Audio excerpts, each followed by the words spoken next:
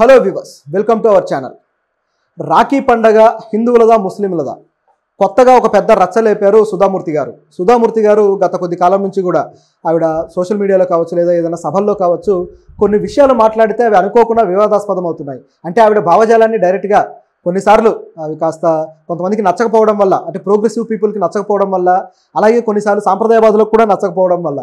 So ఇదే ఇక్కడ ఆశ్చర్యకరం. నిజానికి ఆవిడ చాలా సాంప్రదాయవాదుల ఆలోచన తీరులోనే ఉంటారు. నిజానికి ఆవిడ శాకాహారి. కొన్నిసార్లు ఒక మీటింగ్లో అయితే శాకాహారులకు హోటల్స్లో సపరేట్ స్పూన్స్ ఉంటే బాగుంటుంది, అందరికీ ఒకే స్పూన్ కాకుండా అనేసరికి అదొక అంటరానితనానికి సంబంధించిన డైమెన్షన్ లాగా చాలామంది విమర్శలు అయితే చేశారు. సో నిజానికి చెప్పాలంటే అటువంటిది, అది అందరూ వాడుతున్న స్పూన్, అంటే మాంసాహారులు వాడే స్పూన్ శాకాహారులు వాడాలంటే ఇబ్బంది. అంటే మాంసాహారులకు అలాంటి ఇబ్బంది ఏమి ఉండదు, కానీ కొంతమందికి ఏంటంటే అలాంటి పరిస్థితి ఉంటుంది. దాన్ని మనమేం తప్పుపట్టలేము, అది వ్యక్తిగత విషయం కూడా. అయితే పర్సనల్గా ఆవిడ అభిప్రాయాలు ఏంటి అనేది వేరే చర్చలోకి తీసుకురావాలి, కానీ మరి దీన్నైతే మరి వ్యక్తిగత విషయం కాబట్టి మనం పెద్ద డిస్కషన్లోకి చేయాల్సిన పని లేదు. అయితే ఇటువంటివి ఆవిడ మరికొన్ని అభిప్రాయాలు చెబుతూ వస్తుంటారనమాట. సో దాంట్లో కొంత వివాదాలు అయ్యాయి. ఆవిడ చీరలు కూడా, ఆ చీరల విషయంలో ఇలాగే కొన్నిసార్లు వ్యాఖ్యానించారు. నేను పెద్దగా చీరలు కొనను, చాలా సాదా చీరలు కట్టుకుంటాను, పెద్ద ఖర్చు ఏమి పెట్టను వాటికని. నిజానికి చీరలు అంటే కొంతమంది బాగా డబ్బులు ఎక్కువగా వాటికే ఖర్చు పెడుతున్న పరిస్థితి కూడా ఉంటుంది.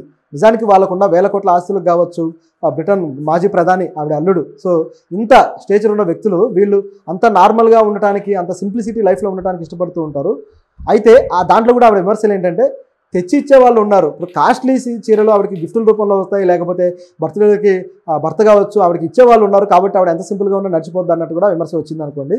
అయితే ఇవన్నీ ఏంటంటే ఆవిడ వ్యక్తిగత అభిప్రాయాలు ఒకలాగా ఉంటే ఆవిడ లైఫ్ స్టైల్ మరోలా ఉంటుందన్నమాట. అందువల్ల ఇలాంటివన్నీ సింపుల్గా ఉండేవి కూడా మరింత కాస్ట్లోనే ఉంటాయి. ఎందుకంటే సామాన్యుల పరిస్థితి వేరు, అలాగే ఇలాంటి ultra rich people life style వేరు. సో తేడా ఉంటుంది కాబట్టి ఆ సింప్లిసిటీ కూడా సింప్లిసిటీ అని చెప్పలేం మనం. ఇక ఈవిడ ఏమన్నారు ఏంటి అనేది ఒకసారి చూస్తే, అంటే ఈ ఉపద్ఘాతం అంతా ఎందుకు చెప్పాల్సి వచ్చిందంటే, ఈవిడ అభిప్రాయాలు ఏ విధంగా అవి తిరిగి కౌంటర్లకు కారణమవుతాయి, ఏ విధంగా వాళ్ళ మనోభావాలు హర్ట్ చేస్తాయి అనే దానికి ఒక ఉదాహరణ. ఆవిడ ఎందుకో చెప్తే అది ఇంకెందుకో పరిణమిస్తుంది అనమాట.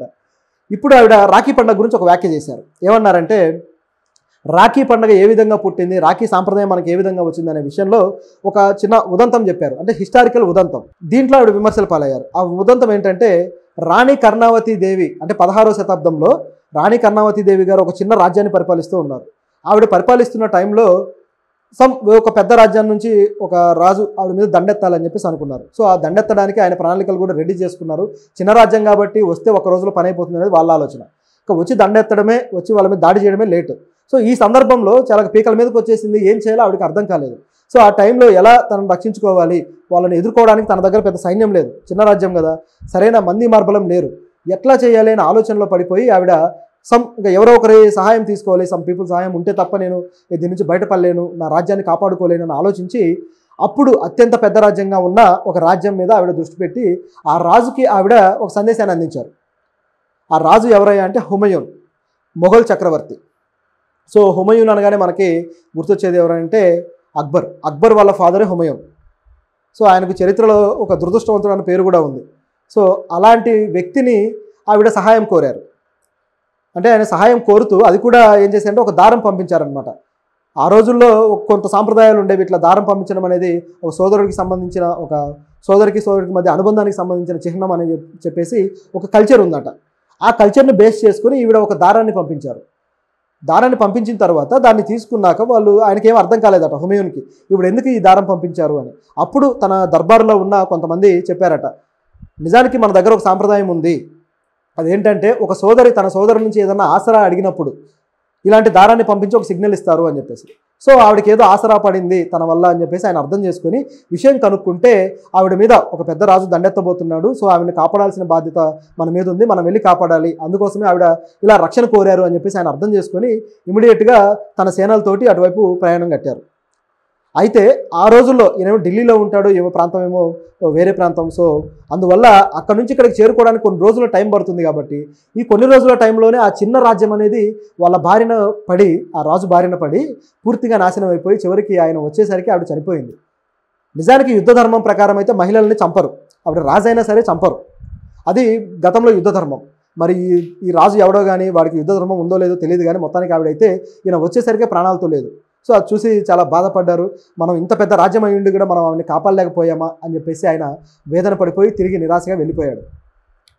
సో ఈ ఉదంతం అంతా చెప్పిన తర్వాత ఈ దారం పంపించడము, ఈ సంఘటన బేస్ చేసుకొని అప్పటి నుంచి కూడా ఇది బాగా ప్రాచుర్యంలోకి వచ్చింది, ఇది ఒక రాఖీ పండగగా మారింది అనేది ఆవిడ ప్రతిపాదన. అంటే ఇది 16వ శతాబ్దం, అంటే గట్టిగా ఇక్కడ నుంచి చూస్తే ఒక 400 ఏళ్ళ వెనక్కి, 450, 500 ఇది పరిస్థితి. అయితే దీన్ని అందరూ తప్పుపడుతూ వస్తున్నారు, ఇది కరెక్ట్ కాదు, పురాణాల్లో ఎప్పుడో చెప్పారు రాఖీ పండుగ గురించి, పురాణాల్లో అనేక సంఘటనలు ఉన్నాయి, మీరు వాటిని చూసి చెప్పాలి కదా, మీకు అసలు చరిత్ర తెలుసా అని చెప్పేసి మాట్లాడుతున్నారు. అంటే వీళ్ళు ఏమంటున్నారంటే పురాణాల్లో కొన్ని సంఘటనలు ఉన్నాయి నిజంగానే, సో వాటిని బేస్ చేసుకొని ఇది వచ్చిండొచ్చు అనేది వీళ్ళ అంచనా. అదేంటంటే శ్రీకృష్ణుడికి ఒక సంఘటనలో, కురుక్షేత్రం జరుగుతున్న సమయంలో ఒక సంఘటనలో ఆయనకి ఆ చెయ్యి తెగుతుందనమాట. ఆ చెయ్యి మణికట్టు తెగడంతో ఇమీడియట్గా దగ్గరలో ఉన్న ద్రౌపది వచ్చేసి ఆయనకి ఆ క్లాత్ చుడుతుంది, తన చీర చుట్టి ఆ రక్తస్రావాన్ని ఆపుతుంది. సో అలా ఆపడం ద్వారా, అంటే ఆయనని ఆవిడ అన్నగా భావిస్తారు కాబట్టి ఆ విధంగా ఆపడం ఇదంతా జరిగింది. సో ఆపిన తర్వాత శ్రీకృష్ణుడు ఆమె తల మీద చేయిబెట్టి ఆశీర్వదిస్తూ మాట అన్నారట, ఏంటంటే నీకు కష్ట సమయంలో నేను రక్షణగా ఉంటాను అని చెప్పేసి. అలా ఆయన హామీ ఇవ్వడము, ఆ తర్వాత సంఘటనలు అనేకం జరిగాయి. అంటే ఇది కురుక్షేత్ర యుద్ధంలో జరిగిందని కాదు, ఈ ప్రాసెస్లో గతంలో ఎప్పుడో జరిగింది.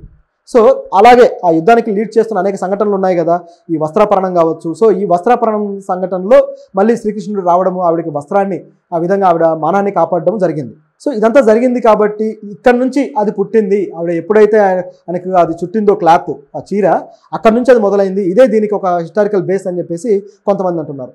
దీంతో పాటు మరొకటి కూడా ఉంది, అదేంటంటే శ్రీ నారాయణుడు. సో నారాయణుడికి సంబంధించి కూడా ఒక ఉదంతం అనమాట. శ్రీ మహావిష్ణువు వామనుడి అవతారం ఎత్తిన తర్వాత ఆయన అసలు ఆ అవతారం ఎందుకు ఎత్తాల్సి వచ్చింది అనేది వేరే ఉదంతం మీ అందరికీ తెలిసే ఉంటుంది. సో ఈ అవతారం ఎత్తి బలి చక్రవర్తిని వచ్చి వినాశనం చేయడానికి ఆయన అవతారం ఎత్తాడు, సింపుల్గా చెప్పాలంటే. ఆ తర్వాత ఆ అవతారంతో డైరెక్ట్గా బలి చక్రవర్తి దగ్గరికి వచ్చాడు. వచ్చిన తర్వాత బలి చక్రవర్తిని ఆ 3 అడుగుల నేల దానం అడగటము, తర్వాత ఆయన ఇవ్వడానికి ఒప్పుకోవడము, ఇది ఈ ప్రాసెస్ అంతా మనకు తెలిసిన కథే. అయితే దీంట్లో భాగంగా ఆయన బలి చక్రవర్తి దగ్గర నివాసం ఉండిపోయాడట.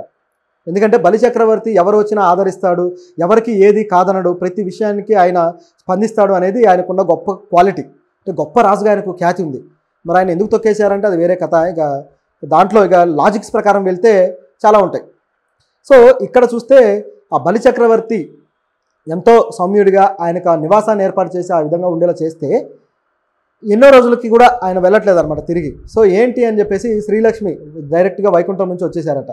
వచ్చి నా భర్త నీ దగ్గర నివాసం ఉన్నాడు, ఆయన పంపించు అని చెప్పేసి బలి చక్రవర్తికి ఒక రాఖీ కట్టారట.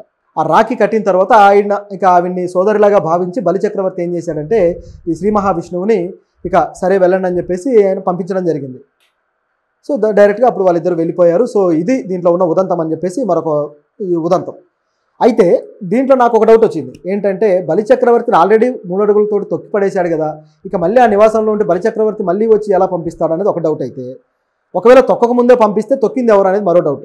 ఎందుకంటే ఆయన వచ్చింది ఈయనని నాశనం చేయడానికి. సో ఈయన వెళ్ళిపోతే మరి ఇంకెవరు ఆయన్ని వినాశనం చేశారు, మరి ఆ ఉదంతం ఏంటి అనే డౌట్ అయితే నాకు వచ్చింది. సరే ఇదంతా కూడా పురాణానికి సంబంధించింది. పురాణం కాకుండా ఒకవేళ చారిత్రక సంఘటన అయ్యి ఉంటే ఏం జరుగుండేది అనే దాని మీద కూడా కొన్ని వాదనలు ఉన్నాయి. ఎందుకంటే ఇదంతా కూడా ఆర్యుల రాక తర్వాత వాళ్ళ దండయాత్ర, నేటివ్ పీపుల్ మీద వాళ్ళని రాక్షసులుగా చూపిస్తూ చేసిన దండయాత్ర అన్నట్టుగా ఈ ఆర్యుల అలాగే ఈ ద్రావిడుల వీళ్ళ మధ్య సంవాదం లాంటిది చరిత్ర కూడా ఉంది. అంటే చరిత్రకారులు ఈ విధంగా చెప్తున్నారు, పౌరాణికాల్లో ఈ విధంగా ఉంటుంది. అయితే ఈ సంఘటనకు సంబంధించి మహాత్మా జ్యోతిరావు పూలే ఒకటి రాశాడు అనమాట, ఒక బుక్ రాశాడు. ఆ బుక్ వచ్చేసి గులాంగిరి.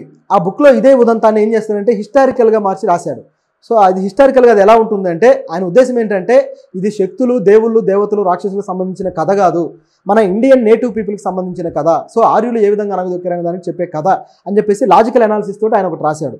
సో ఆ పుస్తకంలో ఇది వేరేగా ఉంటుంది, అంటే యుద్ధం చేసినట్టుగా, ఓడిపోయినట్టుగా, తర్వాత అవి సతీ సంగమనం కావచ్చు, ఇవన్నీ కూడా దాంట్లో ఉంటాయన్నమాట.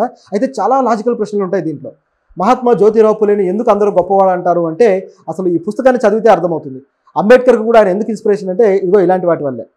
సో ఇది దీని ఉదంతం. అయితే ఎవరి వల్ల ఇది ఏర్పడింది, ఈ రాఖీ పండగ ఎవరు దీన్ని తీసుకొచ్చారనేది ఇక్కడ మ్యాటరే కాదు.